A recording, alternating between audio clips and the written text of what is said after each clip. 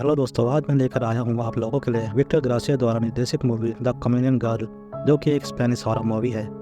तो चलिए शुरू करते हैं। मूवी की शुरुआत में हम सोनिया नाम की लड़की को देखते हैं, जिसके पूरे शरीर पर अजीब निशान हो रखे थे, जैसे मानो उसकी स्किन खराब हो रही हो। तभी सोनिया का बॉयफ्रेंड तानो वहाँ आता है, जो सोनिया के लिए खाना लेकर आया था। मगर तभी सोनिया बहुत ज़्यादा डरने लगती है और वो डरते हुए तानो से कहती है कि वो लड़की यहाँ आ गई है। जिसके बाद सोनिया तानो के पीछे एक सफ़ेद ड्रेस पहनी लड़की को देखती है, जिसे देखकर सोनिया और ज़्यादा डर जाती है और एक कांटे वाला चम्मच उठा लेती है। यहाँ सोनिया तानो से कहती है वो एक लड़की है जो मुझे डरावनी जगहों पर ले जाती है, अब वो मुझे अपने साथ ले जाने आई है, मैं ये और नहीं सह सकती। और ये कहने के बाद वो अपने गले पर चम्मच से वार करती है, जिससे सोनिया मारी जाती है।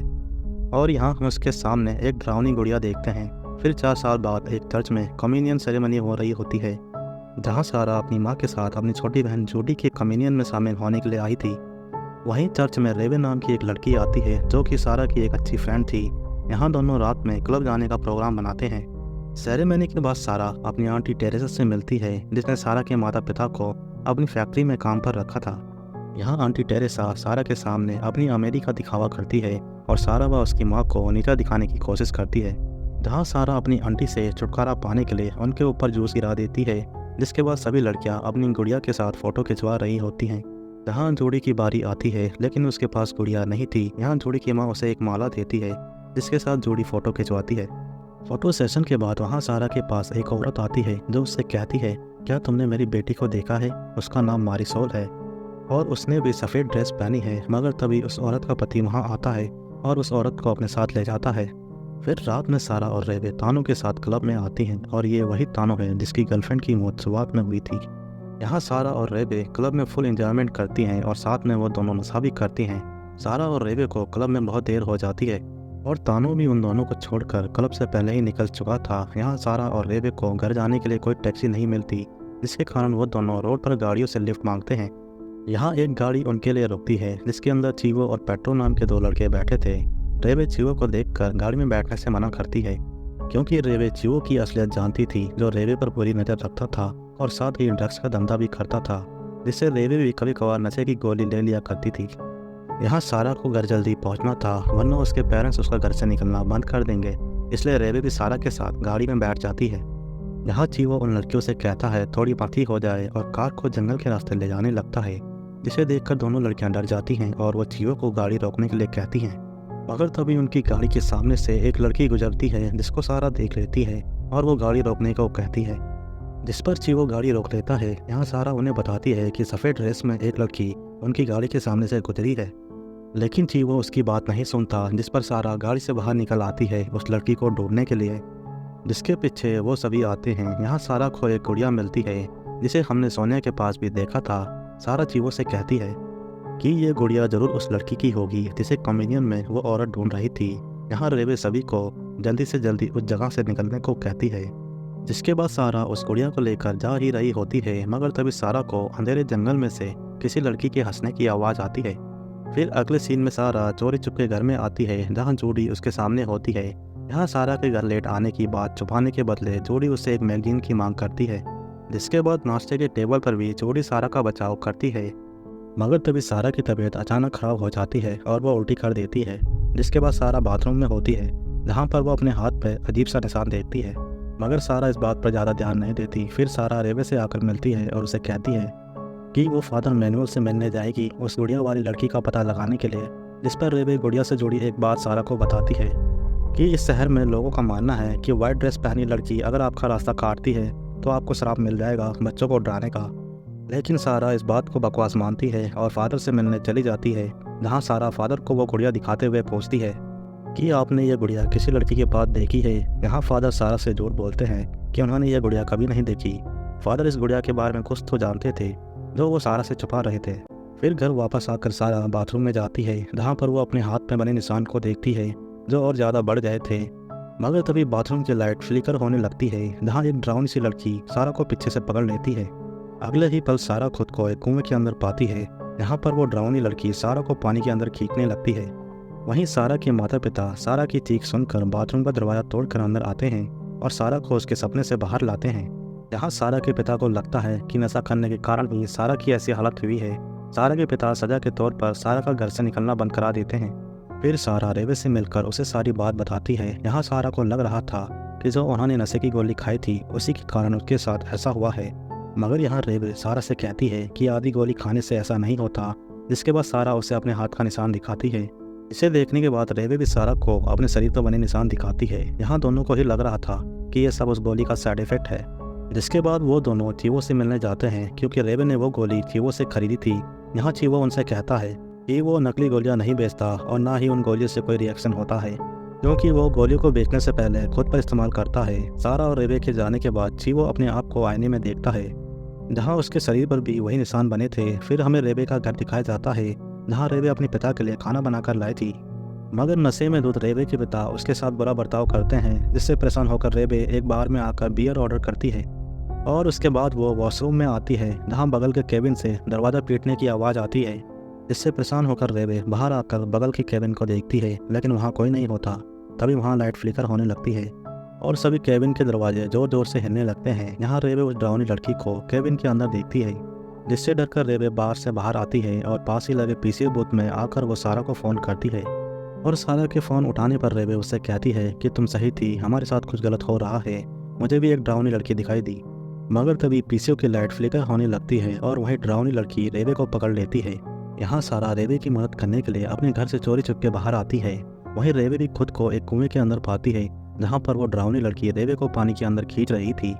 इधर सारा रेवे को होश में लाती है, जहाँ होश में आने के बाद रेवे सारा से कहती है कि वो मुझे मारने की कोशिश कर रही थी, वो डरावनी लड़की मुझे पानी में डुबा रही थी। ये सुनने के बाद सारा रेवे से कहती है कि हमें चीवो और पेट्रो को यह बात बतानी होगी। जहाँ दूसरी ओर चीवो अपनी गेम शॉप में अकेला होता है, यहाँ उसे आवाज़ सुनाई देने लगती है, जहाँ गेम खुद स्टार्ट होकर चल रहे थे और ऐसे ही वहाँ रखे सारे गेम खुद चालू होते और बंद हो जाते। लेकिन तभी वो डरावनी लड़की चीवो के सामने आती है, जिसे देखकर चीवो वहाँ से भाग जाता है और अपनी गाड़ी में बैठकर वहाँ से जाने लगता है। वो डरावनी लड़की उसका पीछा नहीं छोड़ती और उसके पीछे आती है, जिसे देखकर चीवो डर जाता है और अपनी गाड़ी को एक ट्रक के पीछे ठोक देता है। यहाँ सारा और रेवे चीवो के पास आते हैं, जो मरने की हालत में था, लेकिन मरने से पहले चीवो उन्हें बताता है कि उसने वो डरावनी लड़की देखी और यह कहने के बाद चीवो मर जाता है। फिर घटनास्थल पर पुलिस भी पहुंच जाती है और वो सारा और रेवे से पूछताछ करती है, जहाँ पेट्रो भी घटनास्थल पर आता है, जो अपने दोस्त चीवो के मरने से दुखी था। यहाँ लड़कियां उसे संभालती हैं, जिसके बाद वो तीनों उस लड़की के बारे में बात करते हैं, जहाँ पेट्रो उन्हें बताता है कि कुछ साल पहले दो बहनों ने भी उस डरावनी लड़की को देखा था। जिसके बाद वो लड़की उन बहनों को हर जगह दिखाई देने लगी, जो उन्हें अपने साथ ले जाना और नुकसान पहुंचाना चाहती थी। और उन दोनों बहनों के शरीर पर भी अजीब से निशान हो गए थे, जैसे निशान सारा और रेवे के शरीर पर भी थे। सारा यहाँ कहती है कि हमें उन लड़कियों से बात करनी चाहिए, जिस पर रेवे उसे बताती है कि वो दोनों बहनें अब जिंदा नहीं हैं, क्योंकि उन्होंने आत्महत्या कर ली थी। मगर तभी पेट्रो उन्हें बताता है कि उन दोनों बहनों में से एक बहन का बॉयफ्रेंड भी था, जिससे हमें बात करनी चाहिए। फिर अगले दिन सारा पहले अपनी बहन को स्कूल छोड़ती है और फिर बाद में पेट्रो और रेवे के साथ एक गैराज में आती है, जहाँ पर हम टानो को देखते हैं, जो गाड़ियाँ सही करता था। यहाँ पर लड़कियाँ टानो को अपने साथ हुई घटनाओं के बारे में बताती हैं, जैसा टानो की गर्लफ्रेंड सोनिया के साथ हुआ था। मगर टानो उनकी बातों का यकीन नहीं करता, जिस पर सारा उसे वो डरावनी गुड़िया दिखाती है, जिसे देखकर टानो को यकीन हो जाता है कि वो लड़कियाँ सच बोल रही हैं। यहाँ टानो उन्हें सोनिया के बारे में बताता है, उसके साथ भी कुछ गलत हुआ था। वो भी कहती थी कि उसे एक लड़की दिखाई देती है, जिससे वो बहुत ज़्यादा डर गई थी और इसलिए उसने आत्महत्या कर ली। जिसके अगले ही दिन उसकी बड़ी बहन ने भी आत्महत्या कर ली और उनके मरने के बाद वो गुड़िया भी गायब हो गई। यहाँ लोगों को कहना था कि वो गुड़िया उस लड़की की थी, जो अपने कम्युनियन में गायब हो गई थी। लोगों ने उसे बहुत ढूंढा, मगर वो मिली नहीं। यहाँ सारा उस गायब हुई लड़की के बारे में पूछती है, मगर टानो उससे कहता है मुझे कुछ नहीं पता, और अगर पूछना ही है तो जाकर फादर से पूछो, उन्हें सब पता है। यहाँ सारा को एहसास होता है कि फादर ने गुड़िया के बारे में उससे झूठ बोला था। फिर वो तीनों चर्च आते हैं, जहाँ उन्हें 1982 की एक टेप मिलती है, जिसमें कम्युनियन की वीडियो फुटेज थी। यहाँ उन्हें वीडियो में मारिसोल नाम की लड़की के पास वही डरावनी गुड़िया देखने को मिलती है, जो सारा के पास थी, और साथ ही उस लड़की के चेहरे पर भी वही निशान थे जो सारा के शरीर पर थे। और वहीं चर्च के रिकॉर्ड से उन्हें मारिसोल के घर का पता मिल जाता है। लेकिन तभी कोई अदृश्य शक्ति उन तीनों को अलग अलग कमरे में फेंक देती है और दरवाज़ा बंद कर देती है, जहाँ सारा को फादर की लाश दबी हुई मिलती है। वहीं अब पेट्रो की जान खतरे में थी, जहाँ मारिसोल का भूत पेट्रो को पकड़ लेता है। जिसके बाद पेट्रो खुद को एक टनल में पाता है। यहाँ मारिसोल का भूत उसके पीछे आता है, जो पेट्रो को खींचकर कुएं के अंदर ले जाती है और उसे पानी के अंदर डुबा देती है। वहीं सारा और रेवे किसी तरह से पेट्रो के पास पहुँचते हैं और उसे होश में लेकर आते हैं। जिसके बाद पेट्रो के हाथ पर भी वो अजीब सा निशान बन जाता है। मगर तभी रेवे के पिता वहाँ उनके पास आते हैं और रेवे को ज़बरदस्ती अपने साथ घर ले जाते हैं, क्योंकि रेवे के पिता को स्कूल से कंप्लेंट मिली थी कि रेवे अपनी क्लास अटेंड नहीं कर रही थी। यहाँ रेवे के पिता गुस्से में रेवे पर हाथ उठाते हैं, मगर तभी वहाँ लाइट फ्लिकर होने लगती है, जिसे देखकर रेवे खुद को एक कमरे में बंद कर देती है और अपनी सुरक्षा के लिए एक चाकू उठा लेती है। जहाँ मारिसोल का भूत रेवे को पकड़ लेता है, वहीं रेवे की चीख सुनकर उसके पिता कमरे में उसके पास आते हैं और उसे होश में लाते हैं।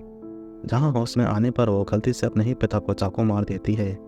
वहीं सारा और पेट्रो मारिसोल की माँ रेमेडियोस के पास आते हैं। यहाँ सारा अपने हाथ में बने निशान को रेमेडियोस को दिखाते हुए सारा के बारे में पूछती है। इसके बाद रेमेडियोस उन्हें अपनी बेटी के बारे में बताती है कि उसके शरीर पर भी ऐसे ही निशान थे, जिसके कारण उसके साथ पढ़ने वाले बच्चे उसका मजाक उड़ाते थे और साथ ही शहर के लोग भी उसका मजाक उड़ाते थे और उसके साथ भेदभाव भी करते थे। लेकिन एक दिन कोई उसे उठाकर ले गया और उसके बाद वो कभी नहीं मिली। यहाँ सारा उनसे पूछती है कि आपने अपनी बेटी को आखिरी बार कहाँ देखा था। इस पर रेमेडियोस उन्हें बताती है कि आखिरी बार जब हमने उसे देखा तो वो कनारू में अपनी गुड़िया के साथ खेल रही थी।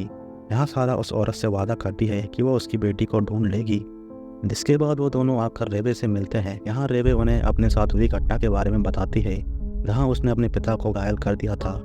फिर वो तीनों चर्च के पीछे बने खंडहरों में आते हैं, जहाँ पर उन्हें खंडहरों के बीच एक छोटा सा दरवाज़ा दिखाई देता है। वो तीनों उस टनल से होकर अंदर तहखाने में आते हैं, जहाँ कोई अदृश्य शक्ति पेट्रो को अंधेरे में खींच लेती है और वहीं सारा को भी कुएं के अंदर फेंक देती है, जहाँ सारा के सामने मारिसोल का भूत उसकी ओर बढ़ रहा था। यहाँ मारिसोल आकर सारा को गले लगा देती है, जिसके बाद कुएं में पानी भरने लगता है। मगर तभी सारा को कुछ झलक दिखाई देने लगती है जो मारिसोल की ज़िंदगी से जुड़ी हुई थी, कि कैसे मारिसोल उस कुएं में डूबकर मर गई। यहाँ सारा को मारिसोल से हमदर्दी होती है, जहाँ कुएं का पानी कम होने के बाद मारिसोल का कंकाल रह जाता है। इसके बाद सारा रेवे के साथ घर में आती है और जोड़ी के लिए कुछ बनाने के लिए किचन में जाती है। वहीं जोड़ी उस डरावनी गुड़िया को लेकर खेलने लगती है। यहाँ सारा मारिसोल को लेकर सोच में पड़ी थी, क्योंकि सारा को अभी भी समझ में नहीं आ रहा था कि मारिसोल अपना कम्युनियन छोड़कर उस तहखाने में क्यों गई। यहाँ सारा को ऐसा लगता है कि कोई तो उस लड़की को बहला फुसला कर तहखाने में ले गया होगा। मगर जब सारा जोड़ी को डरावनी गुड़िया से खेलते हुए देखती है तो उसके हाथ से गुड़िया छीन लेती है, लेकिन तब तक देर हो चुकी थी, क्योंकि जोड़ी के हाथ पर भी वो निशान बन चुके थे। जिसके बाद कमरे की लाइट फ्लिकर होने लगती है और कमरे में रखा सामान इधर से उधर हो जाता है। फिर उन्हें आवाज़ सुनाई देने लगती है। यहाँ सारा को एहसास हो जाता है कि इन सब के पीछे मारिसोल नहीं बल्कि कोई और ही है। और फिर उनके सामने एक बुरी आत्मा आती है, जिसकी वो डरावनी गुड़िया थी, और यहाँ मूवी ख़त्म होती है।